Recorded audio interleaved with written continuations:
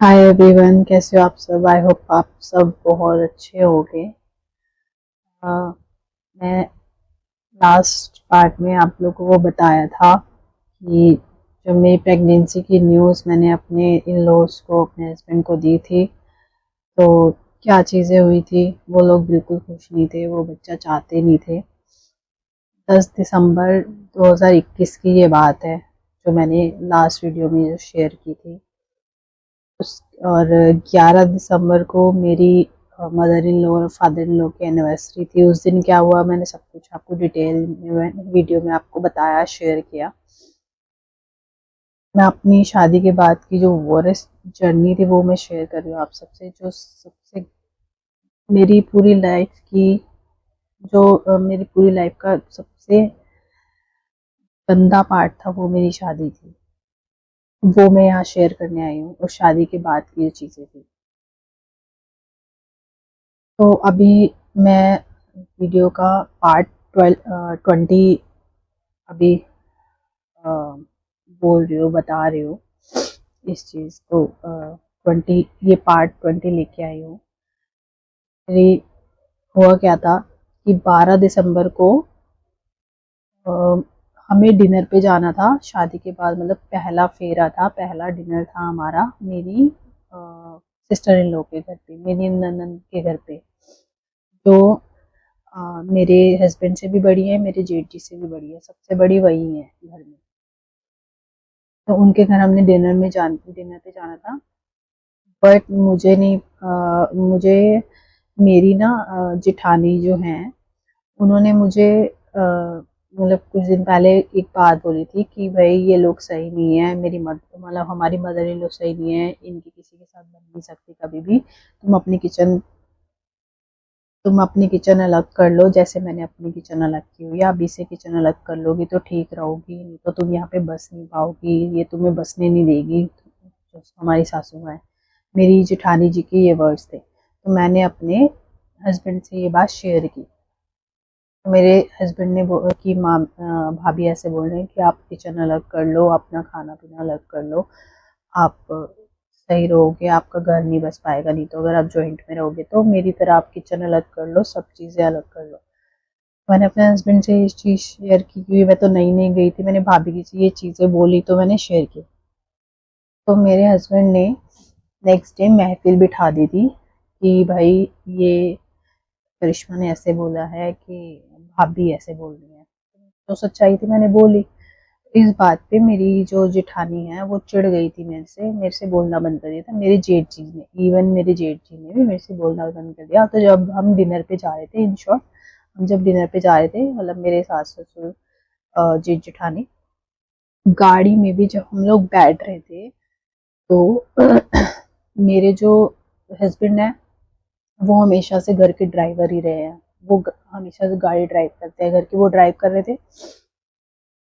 और मेरे साथ में मेरी जेठानी जी बैठ नहीं रही थी कि मैं इसके साथ नहीं बैठूंगी। मेरे जेठ जी को मेरे साथ बिठाया उन्होंने, मतलब अपना इतना एटीट्यूड, इतनी अकड़ वो दिखा रहे थे मेरे को, क्योंकि मैं नई नई गई थी।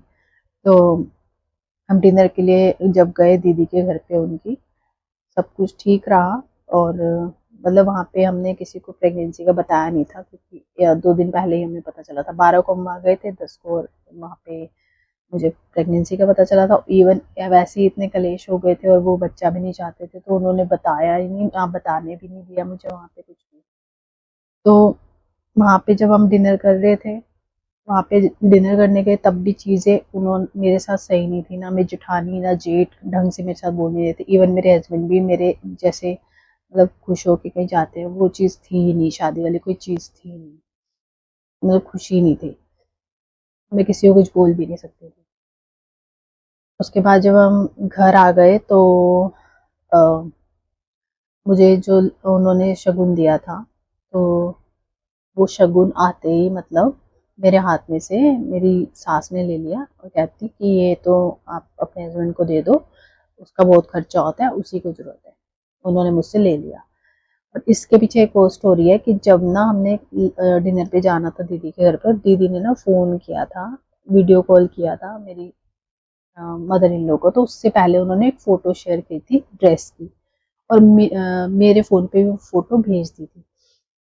और वो वीडियो कॉल पे भी वो ड्रेस दिखा रही थी मेरी जो मदर इन लॉ को, मेरी जो ननद है वो कह रहे थे कि मैं इसके लिए ये ड्रेस लेके आ रही हूँ, और ये ड्रेस मैं इसको जब डिनर पे आएगी तो गिफ्ट करूँगी। तो मेरी मदर इन लॉ ने बोला था कोई ज़रूरत नहीं है ये गिफ्ट करने की। तो उन्होंने बोला कि मैं तो उसको फ़ोटो भी भेज चुकी हूँ, तो उन्होंने फटाफट से फ़ोटो वो डिलीट की जो मेरे पास फ़ोटो ड्रेस की भेजी थी। ये चीज़ें मेरे साथ की, मतलब उन्होंने कभी अपना माना ही नहीं किसी भी चीज़ को लेके मुझे, मतलब ऐसी-ऐसी चीज़ें मेरे साथ की है। कपड़े इतनी बड़ी चीज़ नहीं होती, लेकिन उन्होंने मेरे साथ की ये चीज़ें, जो मैं यहाँ पे शेयर करने के लिए आई हूँ।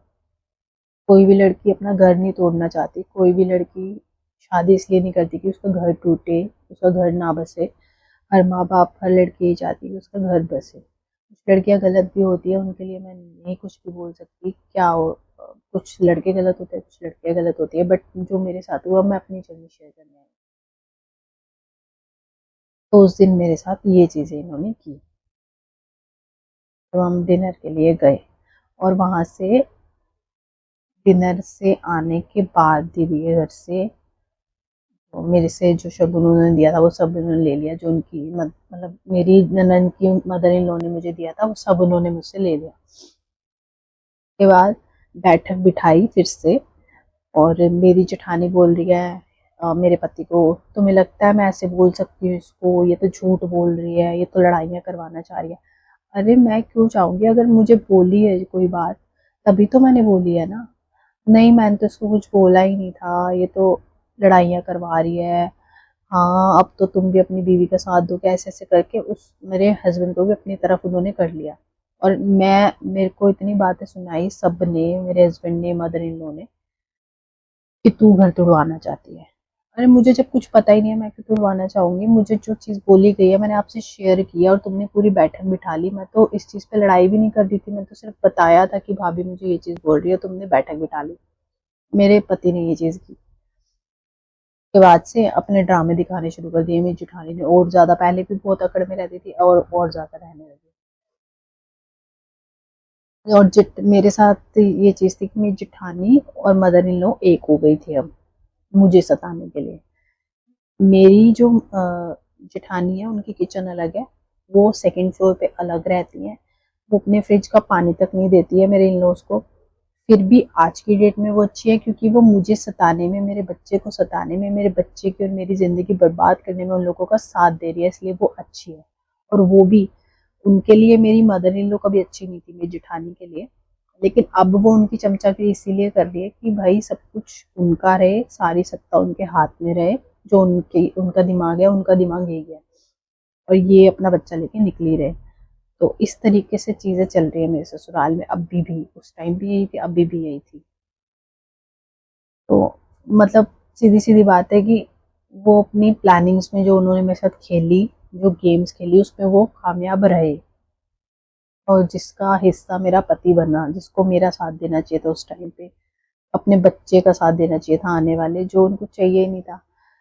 बस मुझे इस ब्लॉग में यही बताना था, और अभी नेक्स्ट पार्ट में मैं आपको बताऊँगी कि 10 दिसंबर को मुझे ये चीज़ पता चली थी कि मैं प्रेग्नेंट हूँ, और 14 आई गेस नहीं 15 दिसंबर को मुझे मेरे घर पे छोड़ने के लिए आ रहे थे। मेरे घर पे लेके आ रहे थे, मतलब मिलवाने के लिए लेके आ रहे थे मेरे हस्बैंड मम्मी के घर पे।